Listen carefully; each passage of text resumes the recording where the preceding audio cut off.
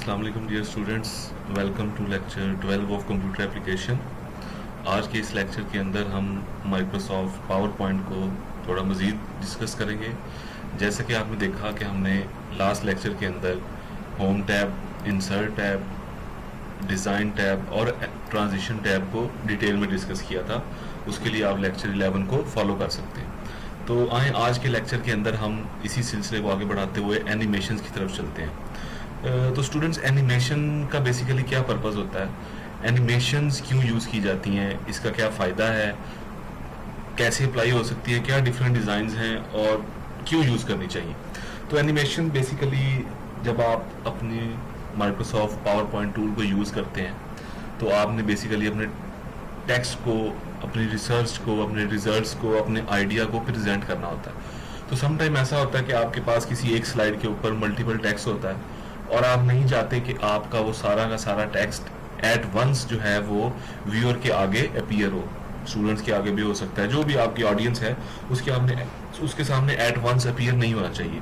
तो उस पर्पज़ के लिए हम अपने टेक्स्ट को, अपने पॉइंट्स को, अपनी इमेजेस को, अपने चार्ट्स को, इनफैक्ट किसी भी ऑब्जेक्ट को अपनी स्लाइड के अंदर एनिमेट कर सकते हैं। एनिमेशन का जैसे आपने आइडिया मूवी से भी लगाया होगा कि कुछ हमारे पास जो है वो मूविंग ऑब्जेक्ट हैं जिनको हम मूव कर सकते हैं अपनी मर्जी से।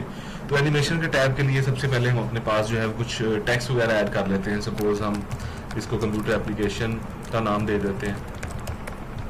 उसके बाद जो है वो ये हमारा लेक्चर 12 है। डिज़ाइन में जाके आप अपने पास कोई भी इंटरेस्टिंग सा डिज़ाइन चूज़ कर सकते हैं। हम ये वाला चूज़ कर लेते हैं। उसके बाद न्यू स्लाइड में आगे हमारे पास जो है वो इंट्रोडक्शन की स्लाइड है, या लेट्स से आउटलाइन की स्लाइड डिज़ाइन कर लेते हैं। और we have our introduction point, we have our research area point, we have our methodology point, we have our results, we have our conclusion।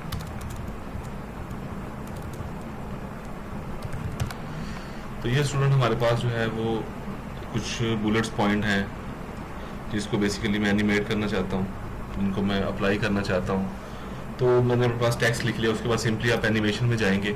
Animation में जाने के बाद आप उस टेक्स्ट को, उस पर्टिकुलर टेक्स्ट को, वो टेक्स्ट एक पॉइंट भी हो सकता है, वो टेक्स्ट कोई इमेज हो सकती है, वो टेक्स्ट कोई टेबल हो सकता है। इन शॉर्ट आप जो भी चीज़ चाहते हैं कि वो किसी क्लिक के ऊपर आए, या जब तक आप नेक्स्ट जो है वो की ना प्रेस कर दें, राइट की ना प्रेस कर दें कीबोर्ड से, तब तक ना आए।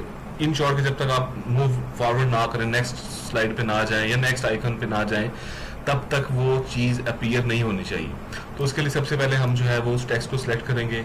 उसके बाद आपके पास जो है वो एनिमेशन पैन में आके आपके पास डिफरेंट ऑप्शंस मौजूद हैं कि बेसिकली ये टेक्स्ट किस तरह से स्क्रीन के ऊपर अपीयर होना चाहिए। हमारे पास अपीयर के ऑप्शन है, फेड है, फ्लाई इन, फ्लॉट इन। तो लेट्स से हम फ्लाई इन के ऑप्शन देते हैं। तो मैंने जैसे ही फ्लाई इन पे क्लिक किया तो आपने देखा कि वो टेक्स्ट जिसको आपने सेलेक्ट किया था वो फ्लाई करके स्क्रीन के कॉर्नर से, बॉटम कॉर्नर से फ्लाई करके अपनी लोकेशन पे आ गया और उसके साथ एक आइकन बना आ गया 1। आप इसको चेक भी कर सकते हैं। हम इसको मजीद चेक करेंगे एनिमेशन पैन के अंदर जाके कि इस 1 का क्या पर्पज़ है। If you want to look into detail कि क्या किस तरह ये चीज़ें आती है तो आप सिंपली प्रीव्यू पे क्लिक करें तो आपको पता लग जाएगा कि ये टेक्स्ट किस तरह अपीयर होगा। उसके बाद लेट्स सपोज यू वांट के रिसर्च एरिया किसी और स्टाइल से आए तो you have multiple options available. हमारे पास एंट्रेंस के हैं, एम्फेसिस करने के हैं, एग्जिट के हैं कि कैसे एग्जिट करना चाहिए। हम अपनी मर्जी के कस्टमाइज पाथ बना सकते हैं। ये सारी चीज़ें हम मजीद आगे डिटेल में भी पढ़ेंगे, लेकिन for the time being let's suppose हम स्पिन पे कर लेते हैं तो वो देखें उसी जगह पे वो स्पिन हो गया। उसके बाद उस पर नंबर 2 आ गया। इट मीन्स कि इस टेक्स्ट के ऊपर नंबर 2 की जो सेटिंग है वो अप्लाई की गई। इसी तरह मैथडोलॉजी को सिलेक्ट कर लें। Methodology let's say random bars, result, grow and turn, conclusion, we have let's suppose lighten. तो इसको लाइट करके अपीयर करो। तो ये आपके पास डिफरेंट जो है वो हर इंडिविजुअल टेक्स्ट के ऊपर मैंने डिफरेंट जो है वो एनिमेशंस अप्लाई कर दी हैं। अब आप प्रीव्यू करके यहाँ से भी चेक कर सकते हैं। प्लस आप जब इसको अपने पास स्लाइड शो या प्रेजेंटेशन व्यू के अंदर ओपन करेंगे तो तब ये बेसिकली आपके पास उस फॉर्मेट में अपीयर होंगे। तो उसको चेक भी कर लेते हैं। आपके पास ये बॉटम साइड पे स्लाइड शो की ऑप्शन आ रही है, या आप F5 से भी जा सकते हैं। तो हमारे पास जो है वो 1 2, अब जो तो आइकन उसी जगह पे रही, क्योंकि हमने इनके ऊपर एंट्रेंस यूज नहीं की। जो बताने का मकसद ये था कि हम चूंकि एंट्रेंस यूज कर रहे हैं, लेकिन हमने पॉइंट नंबर 2 और पॉइंट नंबर 5 के ऊपर हमने कोई भी एंट्रेंस की एनिमेशन यूज अप्लाई नहीं की। हमने बेसिकली एम्फेसिस की कि उसी जगह पे रहते हुए इस पर्टिकुलर टेक्स्ट को हाईलाइट किया जाए। तो ये डिफरेंस भी आपको पता होना चाहिए कि कब आपको एंट्रेंस की एनिमेशन यूज करनी है और कब आपको एम्फेसिस करना है। तो जब आपकी प्रेजेंटेशन हो गई है और टेक्स्ट ऑलरेडी लिखा हुआ था, तो जैसे फॉर एग्जांपल मैं कहता हूँ जी कि I want to present the introduction of my topic, which is computer application lecture 12, and we will do some handful of research, and my research area is particular। तो research area पे जब click करेंगे तो देखिए वो चीज़ already लिखी हुई थी, लेकिन दोबारा से वो मैंने मेरे क्लिक करने पे या वो प्रेस करने से वो रोटेट हुई। तो आप एम्फेसिस वाली एनिमेशंस को उस पर्पस के लिए यूज़ करते हैं। उसके बाद मेथोडोलॉजी वाली एंट्रेंस पे थी, रिजल्ट्स वाली एंट्रेंस पे थी, कंक्लूजन वाली फिर हमारे पास एम्फेसिस पे थी, तो इसलिए वो ऑलरेडी लिखी हुई है। जैसे ही मैंने उस पर क्लिक किया तो वो ग्लोइंग स्टार की फॉर्म में आ गई। उसके बाद हमारी स्लाइड एंड होगी। तो ये स्टूडेंट बेसिकली एनिमेशन का पार्ट था। आपने देखा कि किस तरह आप अपने टेक्स्ट के ऊपर डिफरेंट तरह के एनिमेशंस जो हैं वो अप्लाई कर सकते हैं। ये हमारे पास डिफरेंट स्टेज है, एम्फेसिस, एग्जिट, कैसे टेक्स्ट जाना चाहिए, तो इसको आप चेक कर सकते हैं।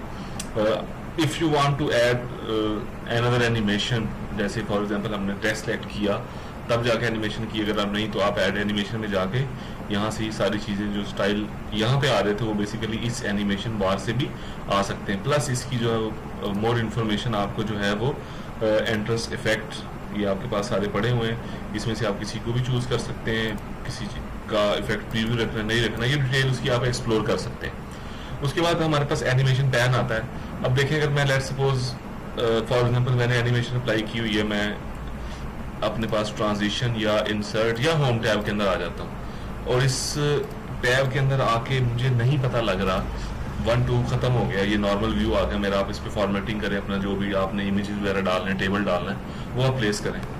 लेकिन यहाँ पे आके आपको नजर आ रहा है कि एनिमेशन नहीं है। अगर आपको कोई प्रेजेंटेशन कोई कॉपी करते हैं आप नेट से, या किसी ने आपको भेजी है, सेंड की है, तो यूजली नॉर्मली आप जो है वो इस प्रेजेंटेशन को देख के ये डिटरमिन नहीं कर सकते, फाइंड आउट नहीं कर सकते कि इस पे एनिमेशन लगी हुई है। If you want to look कि इस पे कोई एनिमेशन है, कोई स्टाइल अप्लाई हुआ है, कोई एंट्रेंस एग्जिट का है, तो simply you can go on animation tab. जैसे ही आप उस पर क्लिक करेंगे तो वो आपके पास बेसिकली नंबरिंग की डिटेल आ जाएगी। तो फिर हमें पता लग जाएगा कि इस 1 के ऊपर कौन सी एनिमेशन है। जैसे मैंने क्लिक किया फ्लाइंग, 2 के ऊपर कौन सी एनिमेशन है, स्पिन की ऑप्शन है, एम्फेसिस की, 3 की ऑप्शन कौन सी है, रैंडम। तो ये सारी चीज़ें आप एनिमेशन टैब के अंदर से ही देखेंगे। लेकिन जैसे ही आप टैब चेंज करते हैं, तो मैं रिपीट कर दूं कि वो एनिमेशन की जो इन्फॉर्मेशन है वो डिसॉल्व हो जाती है, वो आपको नज़र नहीं आती, डिसअपीयर होती है। तो दोबारा से एनिमेशन टैब पे आते हैं। उसके बाद आपके पास एनिमेशन पैन है। जैसे आप इस पर क्लिक करते हैं तो ये देखें आपको सारी डिटेल नज़र आती है कि इस पर्टिकुलर स्लाइड नंबर के ऊपर, स्लाइड नंबर 2 के ऊपर, इस 5 टेक्स्ट के ऊपर जो भी एनिमेशन लगी थी उनका ये ऑर्डर है, कौन सी एनिमेशन है, कब उसने अपीयर होना है, क्लिक पे आनी चाहिए, प्रीवियस से स्टार्ट होनी चाहिए, स्टार्ट आफ्टर प्रीवियस, इस इफेक्ट की ऑप्शन क्या क्या अवेलेबल है, ये सारी डिटेल के साउंड आपने प्लेस करनी है, कौन सी साउंड आनी चाहिए, एनिमेशन के बाद डिम होना चाहिए, हाई होना चाहिए, टेक्स्ट को लेटर बाय लेटर दें, वर्ड पूरा करें, या सारे का सारा एट वंस आए। जैसे फॉर एग्जांपल हम बाय लेटर कर लेते हैं, तो उसके बाद आप ये देखें इंट्रोडक्शन बाय लेटर, 1 by 1 आई एंड इस तरह। तो पॉइंट इज दिस, बताने का मकसद ये कि एनिमेशन टैब के अंदर you have multiple options. Her individual जो एनिमेशन आपने एनिमेट किया, जो टेक्स्ट एनिमेट किया, प्लस उसको आप और भी मजीद रिफाइन कर सकते हैं, ऑप्शन बना सकते हैं कि कैसे आना चाहिए, उसकी टाइमिंग सेट कर सकते हैं। टाइमिंग का टैब हमारे पास एडवांस एनिमेशन में भी है, प्लस टाइमिंग ग्रुप भी है एनिमेशन के अंदर। आप यहाँ से जाके भी एनिमेशन रिमूव कर सकते हैं। अगर आपने क्लिक पे नहीं रखना, टाइमर पे रखना, जैसे स्टार्ट है विद प्रीवियस आफ्टर, टाइमर लगा दें आप, ऑटोमेटिकली इतने सेकंड के बाद वो रिपीट हो जाएगा, मतलब वो अपीयर हो जाएगा। उसके बाद आपने किसी को रिपीट करना है 2 3 एनिमेशन होगा तो वो भी आप कर सकते हैं। रिवाइंड व्हेन डन प्लेइंग, दोबारा से रिवाइंड होना चाहिए। कोई ट्रिगर, कोई मेथड लिखने हैं आपने, animate as a part of click sequence, start effect on click off, title पे आना चाहिए, या इंट्रोडक्शन जैसे ही स्टार्ट हो उस पे आना चाहिए। तो ये सारे ऑप्शन अवेलेबल हैं इन शॉर्ट। जस्ट एक इंट्रोडक्शन के अंदर एक उसके अंदर कहाँ कितने सेकंड के लिए इंट्रेंस होनी चाहिए, कहाँ से एंड होना चाहिए, बाउंस करना चाहिए, नहीं करना चाहिए। तो in short you can apply any type of animation with customisation option. उसके बाद आप इनकी ऑर्डर भी चेंज कर सकते हैं। लेट सपोज आप कहते हो कि अच्छा इसकी हमने वो ऑप्शन क्लिक किया, अच्छा सबसे पहले रिसर्च एरिया आ रहा है। देखिए जैसे ही ऑर्डर चेंज हुआ तो वो इंट्रोडक्शन सबसे लास्ट पे चला गया, 5th नंबर पे आ गया इसका, तो ये 5th नंबर पे अपीयर होगा। आप चेक भी कर सकते हैं, पहले पे ये, दूसरे पे मेथोडोलॉजी, तीसरे पे रिसर्च, कंक्लूजन और फिर इंट्रोडक्शन। आप इसका ऑर्डर भी चेंज कर सकते हैं यहाँ से ड्रैग ड्रॉप करके कि कौन सी चीज़ पहले अपीयर, नंबरिंग का ऑर्डर जो है वो आप सिंपली ड्रैग ड्रॉप से इस तरह चेंज कर सकते हैं, कौन सी चीज़ पहले अपीयर होनी चाहिए, कौन सी चीज़ बाद में, अगर आपको कोई चीज़ दी गई है तो उसके बाद। फॉर लेट्स से कि आप कहते हैं जी कि मैंने टेक्स्ट ऐड कर दिया sir, I want to add some picture और टेबल, और उस पर मैं कैसे करूँगा। सिंपली आप जो है वो अपने पास होम टैब में जाएं, होम टैब में जाने सॉरी इंसर्ट टैब में हमारे पास पिक्चर के ऑप्शन है। कोई पिक्चर ले लें या शेप्स ले लें। लेट्स सपोज ये शेप ले लेते हैं हम, इस शेप के ऊपर जाके आपने एनिमेशन अप्लाई करनी है, हमने इस पर मज़े की फॉर्मेटिंग अप्लाई कर ली, जो भी आपका काम था, फ्लायर वगैरह बना लिया। उसके बाद एनिमेशन पे जाएं, इस पर क्लिक करें और यू वांट के ये जो है वो फिल कलर होना चाहिए इसका,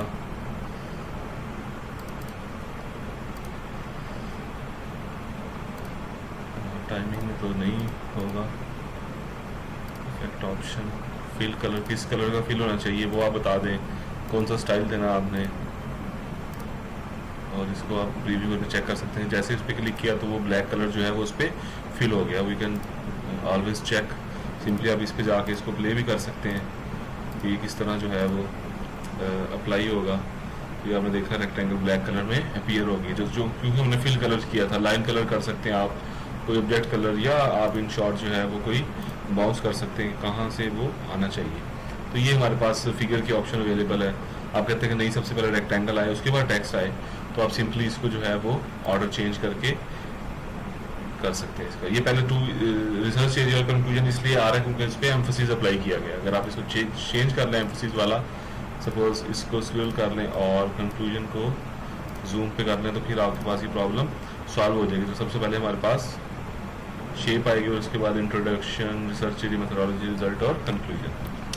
तो ये स्टूडेंट एनिमेशन का था, ट्रिगर आर द मेथड्स कि आप किस तरह जो है वो कोई लिखना, किस तरीके पे आप, जब तक आपको क्लिक ना करें, कोई जैसे हम कहते हैं ना ट्रिगर दबा दो, तो जब तक आप कोई की प्रेस ना करें, क्लिक ना करें, किस पे क्लिक करें, टाइटल पे करें, या ये जो आपको बॉक्स नजर आ रहा है रेक्टेंगल, इस पे क्लिक करेंगे तब आएगा, या रेक्टेंगल पे क्लिक करेंगे तब आएगा, या आपने अपनी मर्जी से कोई जो है वो स्लाइड के अंदर कोई बटन रखना है, आप कहते हैं उस बटन के ऊपर, लेट सपोज टॉप कॉर्नर पे कोई बटन बना ले, सपोज चले हम इसी को बटन बना लेते हैं, मेरा ये जो है वो बटन है, तो मैं कहता हूँ जी कि ये इसको कस्टमाइजेशन कर लेते हैं हम इसकी, सिंपली फॉर्मेट में जाके इसकी आउटलाइन जो है वो नो आउटलाइन कर दें और इसको जो है वो ब्लैक कलर में फिल कर दें और टेक्स्ट लिखे ना लिखे, लेट सपोज। उसके बाद कुछ किसी भी टाइप का बटन बना लें, तो बना लिया। उसके बाद लेट सपोज हम इस पर ट्रिगर सेट करना चाहते हैं, तो इंट्रोडक्शन में जाके इफेक्ट ऑप्शन और टाइमिंग में जाके triggers, start effect on the click of, किस पे क्लिक करें, रेक्टेंगल 3 पे क्लिक करें, ओके कर दें, तो ये बेसिकली हमारा इस पर क्लिक हो के आएगा। अब रेक्टेंगल को मुझे सबसे पहले लेना पड़ेगा और ये इंट्रोडक्शन तो उस पर क्लिक करने के बाद आएगा। तो लेट से हम इस पर क्लिक करते हैं, तो सबसे पहले मेरी रेक्टेंगल आ गई, तो मैं क्लिक किया तो मेरा इंट्रोडक्शन का ऑप्शन अपीयर हो गया। उसके बाद सिंपली रिसर्च एरिया, मेथोडोलॉजी और आपके वो अपीयर हो जाएंगे। तो पॉइंट ये है कि आप बेसिकली किसी पर्टिकुलर बटन पे, किसी एरिया के ऊपर जो है वो अपने ट्रिगर सेट कर सकते हैं। ट्रिगर के बाद हमारे पास एनिमेशन पेंटर है। पेंटर से मुराद इफ़ यू, जैसे हम कोई फॉर्मेट कॉपी करते हैं, if you want format the pattern of animation कि किस तरह से कोई चीज़ अपीयर हो रही है, क्या उसका कस्टमाइज पार्ट था, अगर इनमें से कोई स्टाइल अवेलेबल नहीं है तो उस पर्पज़ के लिए भी हम इसको यूज़ कर सकते हैं। तो एनिमेशन के बड़े मज़े मज़े के ट्रिक्स हैं, मज़े मज़े के तरीके हैं। आप एक स्लाइड के अंदर मल्टीपल एनिमेशन लगा सकते हैं टेक्स्ट के ऊपर, और ये सारी चीज़ें आप कर सकते हैं। स्टार्ट का ऑप्शन है आपके पास, ऑन क्लिक है, विद प्रीवियस, आफ्टर प्रीवियस, कब आना चाहिए, ऑटोमेटिकली नेक्स्ट के बाद आना चाहिए, कितनी ड्यूरेशन के लिए आना चाहिए वो टाइम सेट कर सकते हैं, डिले कितना होना चाहिए, मूव अर्लियर किसी चीज़ को ऊपर अप डाउन करने के लिए यहाँ से ड्रैग ड्रॉप की बजाय आप यहाँ से भी रीऑर्डर कर सकते हैं। तो ये स्टूडेंट सारा एनिमेशन का टैब था, इसकी डिटेल पे इसलिए फोकस किया जा रहा है क्योंकि बेसिकली यही पावर पॉइंट के अंदर जो मेन एसेट है वो बेसिकली ये एनिमेशंस हैं। प्रेजेंटेशन के अंदर अच्छी एनिमेशंस आपको जो आपकी ऑडियंस है उनकी अट्रैक्शन, उनकी जो अटेंशन है वो भी आप गेट कर सकते हैं। और मे भी अगर आपने बेतहाशा एनिमेशन डाली और फजूल एनिमेशन डाली है तो वो आपके जो ऑडियंस है उनकी अटेंशन को डाइवर्ट भी कर सकती है। तो इसलिए इसको सोच समझ के यूज़ किया जाता है। प्लस गेम्स बनाने के लिए हम आगे फ्यूचर में फर्दर लेक्चर्स के अंदर गेम बनाएंगे, एनिमेटेड गेम्स बनाएंगे, कैसे कोई कार्टून मूव करता है, तो उस पर्पज़ के लिए भी हम एनिमेशंस को यूज़ कर सकते हैं। तो ये सारा जो है वो इस एनिमेशन पैन के अंदर उसको डिस्कस किया गया। नेक्स्ट हमारे पास स्लाइड शो है। स्लाइड शो बेसिकली आपको पता है कि जब आप प्रेजेंटेशन देते हैं तो यू डोंट वांट कि ये वाला व्यू जो है वो बेसिकली आपके प्रेजेंटर को, जो आपकी ऑडियंस है, जिनको आप प्रेजेंटेशन दे रहे हैं, वो बेसिकली उनको शो हो। तो आप जो है वो स्लाइड शो ऑप्शन में जाते हैं। स्लाइड शो का मतलब ये है कि आपकी स्लाइड्स जो हैं वो किस तरह अपीयर होंगी, किस तरह आपके सामने आएंगे, आपने कैसे उनको प्रेजेंट करना है। तो हमारे पास जो है वो बिगिनिंग से मुराद कि अगर आपके पास लेट्स सपोज मल्टीपल स्लाइड्स हैं, 2 3 4 5 6, और आप कहते हैं कि सारी स्लाइड मिले, जैसे यूजुअली आप प्रेजेंटेशन स्टार्ट करते हैं तो F5 प्रेस करें या स्लाइड शो पे प्रेस करें, तो बेसिकली सॉरी स्लाइड शो से नहीं, F5 प्रेस करेंगे तो हमारा स्टार्ट हो, जैसे मैंने कीबोर्ड से F5 प्रेस किया तो मेरी स्टार्ट से आ गई। तो फ्रॉम बिगनिंग यहाँ से भी आपका मतलब ये है कि आपकी प्रेजेंटेशन के अंदर चाहे 10,000 स्लाइड्स भी हैं तो वो पहली प्रेजेंटेशन से बाय डिफॉल्ट स्टार्ट होगी। फ्रॉम करंट स्लाइड, यहाँ से स्लाइड शो से भी या फ्रॉम करंट स्लाइड से भी, जितनी आपके पास स्लाइड है, अगर आप स्लाइड नंबर 2 पे खड़े हैं और आप उसी चीज़ को देखना चाहते हैं तो आप फ्रॉम करंट स्लाइड करेंगे तो उसी स्लाइड से जो है वो आपकी प्रेजेंटेशन स्टार्ट हो जाएगी। तो उस पर्पज़ के लिए आप इसको यूज़ कर सकते हैं। प्रेजेंट ऑनलाइन मीन्स कि अगर आपने कोई सर्विस वगैरह प्रोवाइड की हुई है, जैसे आप कहते हैं किसी वेब ब्राउज़र के अंदर अक्सर स्लाइड चल रही होती हैं, जैसे मोस्टली लिंक्डइन के ऊपर या फेसबुक या किसी और एक्सटर्नल वेबसाइट के ऊपर you want to play your presentation, तो आप बेसिकली इसको लिंक कर सकते हैं, अपना अकाउंट बना के इसको कनेक्ट कर लें और आपकी प्रेजेंटेशन वहाँ पे चल जाएगी। कस्टम स्लाइड शो मीन्स कि आप बेसिकली कुछ सिलेक्टिव स्लाइड्स, सारी स्लाइड्स नहीं, आप कहते हैं पर्टिकुलर स्लाइड्स मेरी जो है वो बेसिकली अपीयर हो टेक्स्ट के अंदर, प्रेजेंटेशन के अंदर, तो आप उस पर्पज़ के लिए इसको यूज़ कर सकते हैं।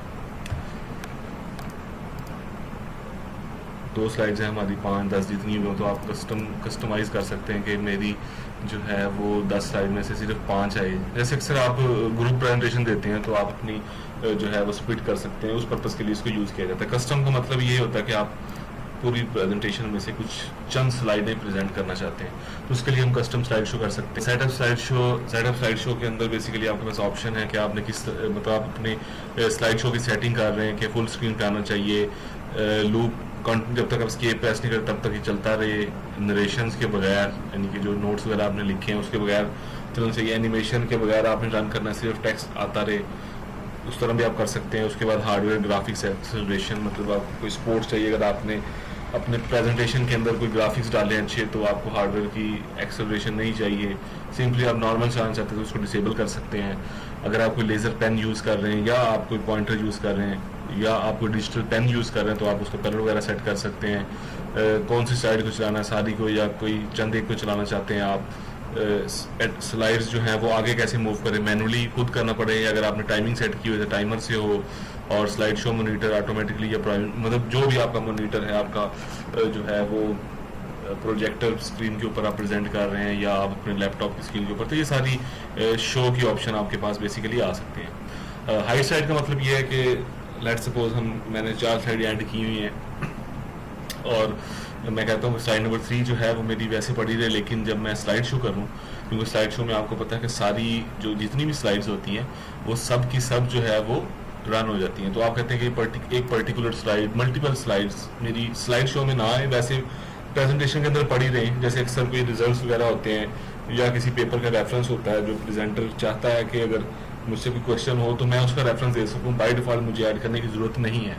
तो उस पर्पज़ के लिए आप अपनी स्लाइड को हाइड कर सकते हैं। उसका सिंपल तरीका हाइड स्लाइड यहाँ से भी है, या आप इसको डायरेक्ट यहाँ से भी चेक कर सकते हैं। तो अब देखिए ये स्लाइड यहाँ पे पड़ी रहेगी, लेकिन लेट्स से अगर मैं इसको मूव करता हूँ अपनी स्लाइड को, इसको रन करता हूँ, तो जैसे मैंने इसको रन किया तो ये मेरा सिर्फ आउटलाइन के बाद मेरी सिर्फ एक एक्स्ट्रा स्लाइड आई है, दो नहीं आई, हालांकि मेरे टेक्स्ट में दो पड़ी हुई थी। तो हाइड स्लाइड का मतलब ये है। रिहर्स टाइमिंग ये सेटअप के ग्रुप में आता है। रिहर्स टाइमिंग का मतलब ये है कि आप कोई रिहर्सल वगैरह कर सकते हैं। जैसे रिकॉर्डिंग कर रहे हैं आप कोई लेक्चर की, जैसे हम इस लेक्चर को रिकॉर्ड कर रहे हैं, तो आपके पास ये ऊपर पैन शो हो जाता है कि आप किसी स्लाइड के ऊपर कितना टाइम लगाते हैं, क्या प्रेजेंट करना है। ये सारी चीज़ें आपकी रिहर्सल पर्पज़ के लिए यूज़ की जाती हैं।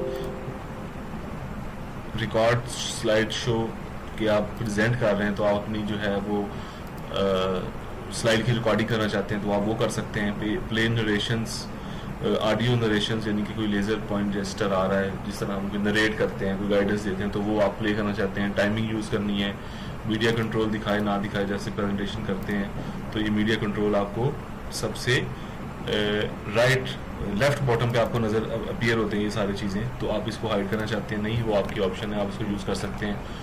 और मोनीटर को आपको कौन सा यूज़ करना, ऑटोमेटिक प्राइमरी।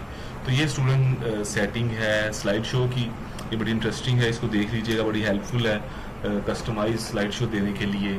टाइमिंग आप अपनी मर्जी से सेट कर सकते हैं, ये सारी चीज़ें। तो आज के लेक्चर के अंदर हमने एनिमेशंस और स्लाइड शो को डिटेल में डिस्कस किया, हर की पॉइंट को देखा। आप इसकी प्रैक्टिस करें, कोई स्लाइड बना के मज़े मज़े की एनिमेशन जो है उसके ऊपर अप्लाई करें, टाइमर लगाएं, साउंड इफेक्ट डालें, हॉरर साउंड दें, मूवी ऐड कर लें, किसी कोई बंदा आ जाए। पॉइंट इज दिस कि you can do everything on PPT. तो प्रेजेंटेशन के अंदर, पावर पॉइंट के अंदर आप कुछ भी कर सकते हैं। तो इसकी प्रैक्टिस जारी रखें। नेक्स्ट क्लास के अंदर हम जो है वो रिव्यू व्यू टैब को डिस्कस करेंगे।